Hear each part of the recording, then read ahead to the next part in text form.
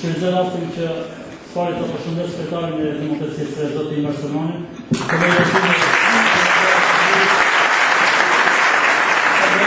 Sërish zënën Gjymë Sere Kasapin.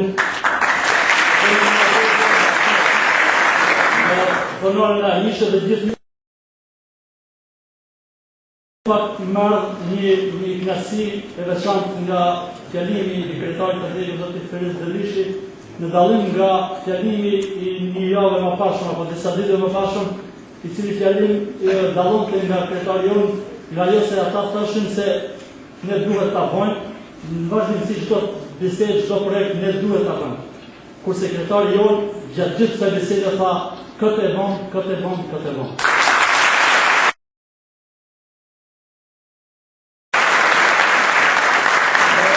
Ky është misioni i Demokracisë së Re, që gjithmonë para popullatës dhe të jepë raport për punën, ose për cilën ju neve në keni votuar si deputet, ose këshilltarë për cilët i keni votuar në Këshillin e Komanovës, ose edhe në të ardhmen për gjithë kam që do të votoni, gjithmonë jeni të gatshëm të japim llogari para jush. Të japim llogari në punë të kryera dhe jo nga ato punë të cilat në vazhdimsi gënjehet se do ta bëjmë këtë, do ta bëjmë këtë dhe kaluan 10 vite, sot e kësaj vite do thotë nuk ka kur gjë të bënë nga ajo e cila premtohet. Fatkeqësia më e madhe është, po filloj këtë bisedë nga ajo që më prek sot më së shumti, që edhe ju si qytetar dhe që i kemi bashkë qytetar tonë në rastin e Sopotit, ku sot ishin paragjyqjet gjithë sopotasit, e cila procedurë gjithësore o deshke të përfundon shumë më herët, fatkeqësisht ata të cilët shkunë në para Sopotas e durin atje dhe i gënjën tanë kohën se janë ne bëmë çmos për juve, me këtë e dëshmon se ata asgjë s'kan bënë, por përkundrazi sot burgosën edhe një djallin e Sulemanit.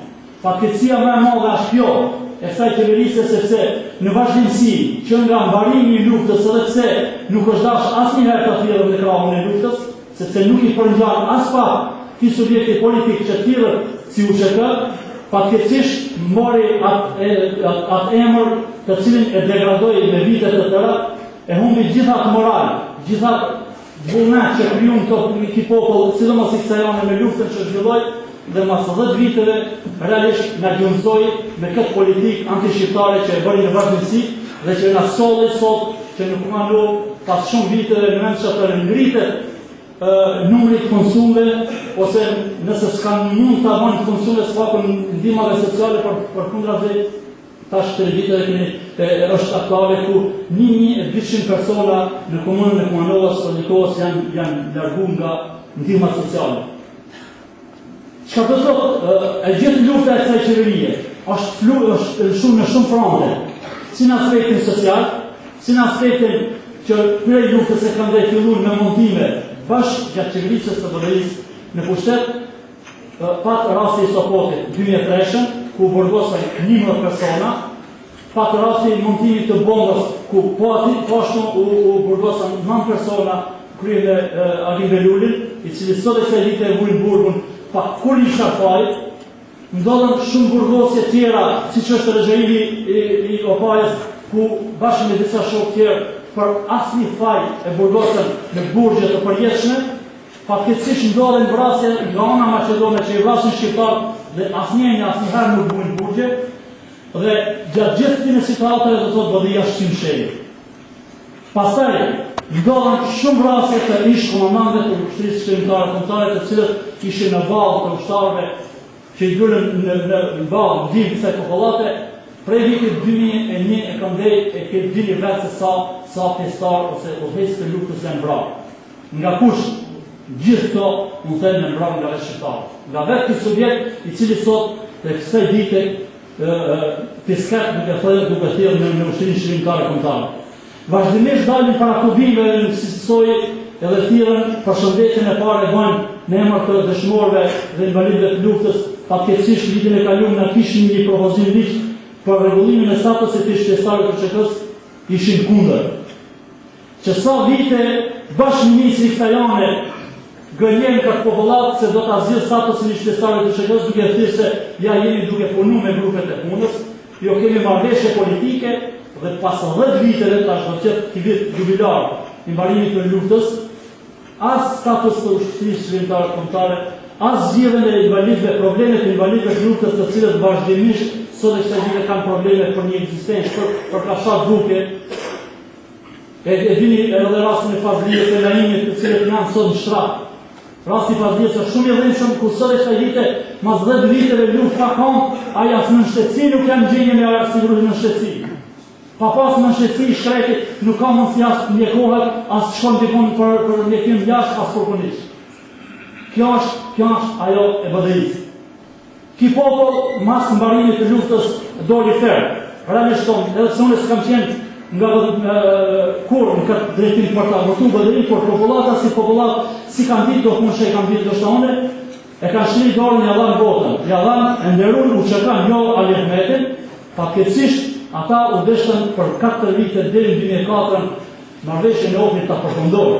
Sot e kësaj dite, 10 vjet pas mbarimit të luftës, përpos që është degraduar totalisht marrëveshja e Ohrit, as pak bile për sa afërmi kjo popullat nuk kanë di ndonjë ndryshim në krahasim me vitin para 2001. Besoni, vetë jeni dëshmitar se e kemi sot shumë më vështirë se para 2001. Para 2001 s'paku bujqësia funksionante, çdo gjë u prodhoke, firma shqiptare, dyqane, gjithçka funksionante sot janë mbyll, edhe ato firma të mëdha që janë të tentu tash, ato firma që s'janë BDI, tentojnë përmes bandave kriminele ti reketojnë, ti dënojnë me dënime të atashme, vetëm për t'i gjunjëzuar shqiptarë. Asnjëherë nuk do të lejojnë që ata që ne gjunjëzojnë para të kriminele.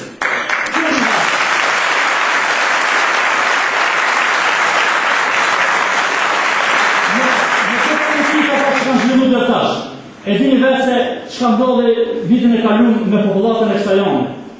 Duke tentuar ta varfrojnë skajshmërisht, i detyruan që mbi 5.000 banor të kësaj jone të marrin në rrugën e Gurbetit, të shkojnë azil ka mos na përbot, edhe pse gënjejnë se janë kthi, vetë dini se kërkush nuk ka shtim kumën të vos. Përkundrazi, edhe komandues përkundrazi çdo ditë e më tepër po largohen. Po largohen se më nuk kanë kaçambaj. Është vështirë se kanë problem njerëzit me kafshat buke, a kurse dikush tenton edhe mbështet programin e qeverisë 100 hapa, të cilët 100 hapa për vëmëron janë të para, por për shqiptarët janë 100 hapa të mëdha. Kjo është fatkeqësia më e madhe që vëllin edhe se po lejojnë të popullat që janë ahmetit, edhe sot kësaj dite t'i japin vot dhe ai na lufton, do të atë vot me kthejnë me punë të këqija. Besoj që ka fundi kësaj politike anti-shqiptare të BDI-s. Besoj se njerëzit janë mush deri në fytyrë me këtë politikë dhe nuk do të lejojnë që në vazhdimsi politika e Gruevskit na shkel neve, por demokracia e re ka program, ka oferta, asnjëherë nuk kemi dalë në vërejtjet tona vetëm të kundërshtojmë diçka, por gjatë gjitha kritikave që kemi dhënë, gjithmonë e kemi dhënë edhe ofertën tonë. Kur kemi ofertë tonë, kemi zgjidhje për çdo çështje që i kanë problem shqiptarët me vënë, dhe besoj se nëse njëherë në një për të rasti që të heqim me këtë shtet, besoni se gjithë funksionarët e demokracisë re do të japin si raporte sikur sot si dha kryetari i BE-s Osmanovi.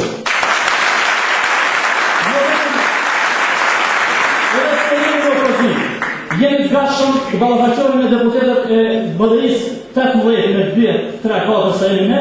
Jemi të gatshëm gjithmonë, ne kemi shka të raportojnë para ju se shka kemi bërë gjatë këtij mandati të deputetëve në krahasim me ata që janë në pushtet, sot e kësaj dite nuk janë gjendje të raportojnë apo të japin llogari këtij populli për votën që e kanë marrë. As pak nuk janë të vetëdijshëm se vota e shqiptarit është amanet. Vota e popullatës është amanet. Dhe atë amanet nëse ka nevojë në parlament edhe të vdiset, ama të mirë të nisat që e kërkojnë kjo popullat. Dhe një të përgjë. Andoj,